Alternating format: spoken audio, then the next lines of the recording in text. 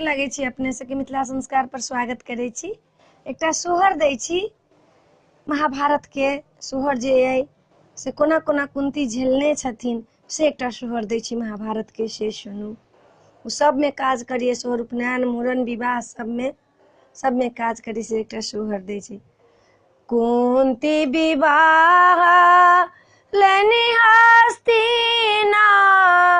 पूरा पांडव के संग रे ललना रे पांडव के पड़ा लसारा पखी बांड खंड से बाबा रे ललना रे पांडव के पड़ा लसारा पखी बांड खंड से बाबा रे माधवी के संग ब्याह काये लानी संगे रहा लानी रे ललना रे दोनों गोटा दुई पुत्र जन्मा देल माधव बीजे मारी गेल रे पांडव माधव बीमारी गेल कुना तियस गरे भेल रे ललना रे ती नहीं पुत्र जन्मा देलानी तीनू सुरवीर छानी रे पहिला जन्म भेल युधिष्ठि जी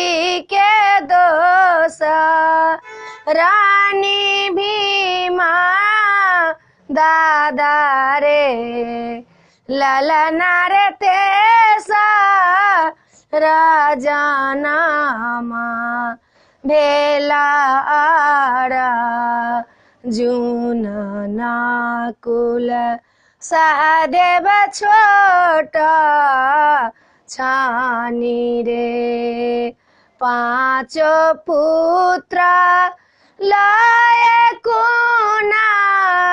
तिकी आए लाहस्तिना पूरा रे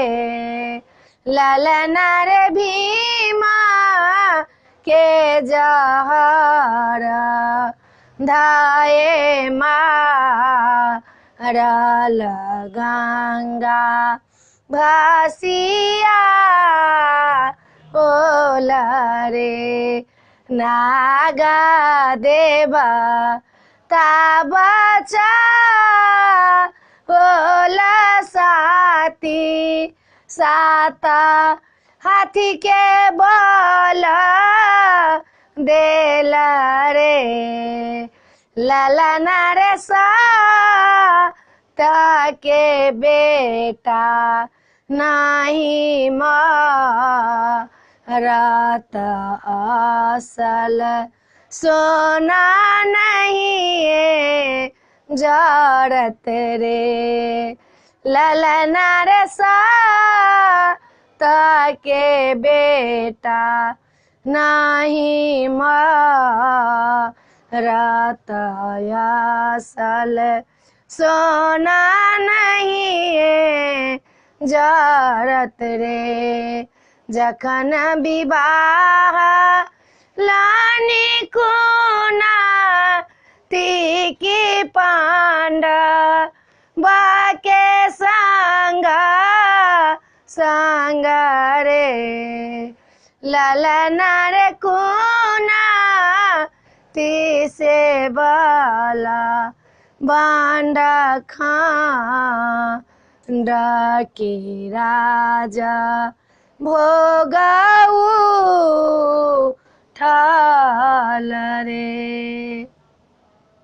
वीडियो में इएह छल जे हमरा अबैया टूटल फूटल से अपने सबके टूटल फूटल भाषा में सुना दै छी। हम तऽ वक्ता छी, श्रोता तऽ अपने ही सब छी। अपने सब नहीं देखबै तऽ हमर चैनल के कोना का विकास हेतै, कोना के सब्सक्राइब बढ़तै, आ कोना का किछ बात हेतै, कोना के उत्साह हमरा बढ़तै। चैनल के सब्सक्राइब तऽ अपने सब जरूर करियौ, बिसरियौ नहीं, लाइक जरूर करियौ, कहियौ जरूर। जय मिथिला, जय भोला बाबा।